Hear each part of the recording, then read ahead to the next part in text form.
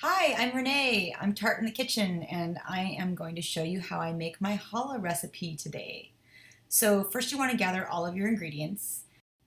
I've got yeast, water, honey, butter, whole milk, sea salt, 5 eggs, and bread flour.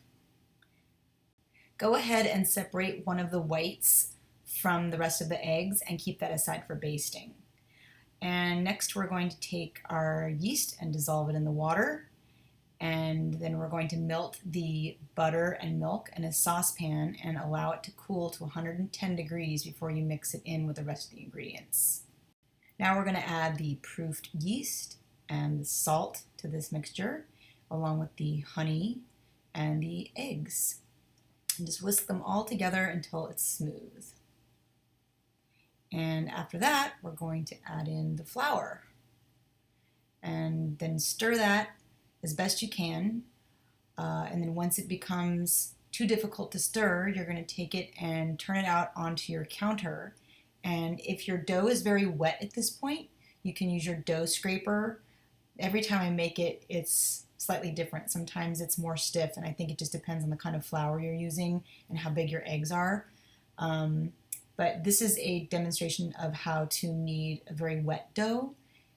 If your dough is just too wet to handle, you can add about a half a cup more of flour. Just do a little at a time and see how it goes.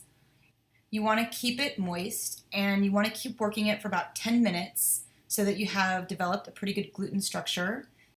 At this point, I start doing a slap and fold, and I did this for maybe 5 minutes to finish up getting to the point where I wanted it to be.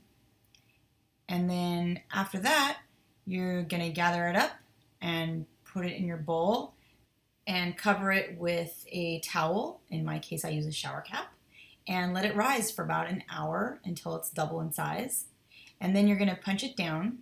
And I do this by doing some more folds with my bench knife and then punching it down at the end.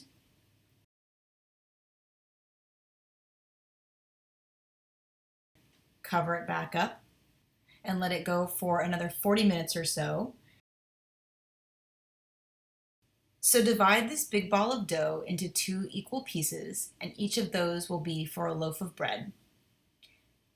Take one of those pieces and separate it out into 6 equal balls of dough.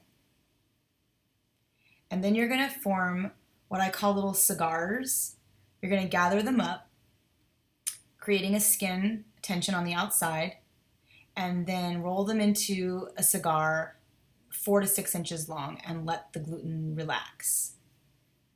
Usually by the time I'm done rolling all 12 cigars out for the 2 loaves of bread, I can start back at the beginning, and the gluten's relaxed enough for me to roll out these long snakes of dough to braid. I roll them out to be about 24 inches long.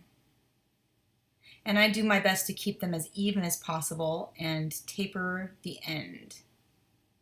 So now comes the fun part, braiding. Gather them all up on one side and then start with one end, bring it to one side, take the other end, bring it to the other side, and then now you start dropping them into the middle.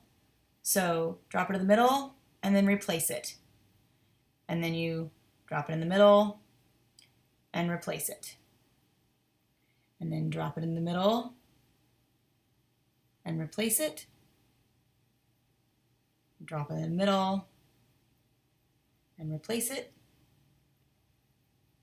And drop it in the middle and replace it. So there's a lot of scooching around.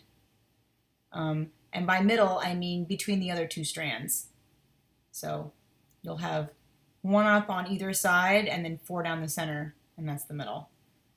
So drop it in the middle, replace it, drop it in the middle, replace it.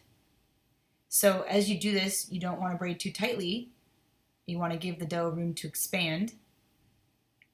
And I'm trying my best to keep it even as well. Practice makes perfect.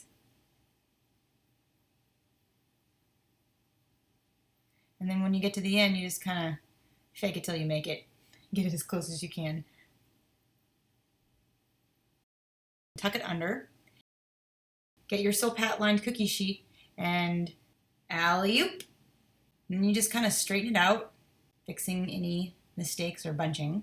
Now you want to preheat your oven to 350 with racks in the middle, and then do your first basting. 15 minutes later, do your second basting. And then I sprinkled sea salt and poppy seeds on one of the loaves. You can also do sesame seeds. So your total rise time is 30 to 40 minutes before baking. Partway through the bake, I pull the loaves out and baste them again where they have done their oven springs so that I can get an even golden brown all the way through.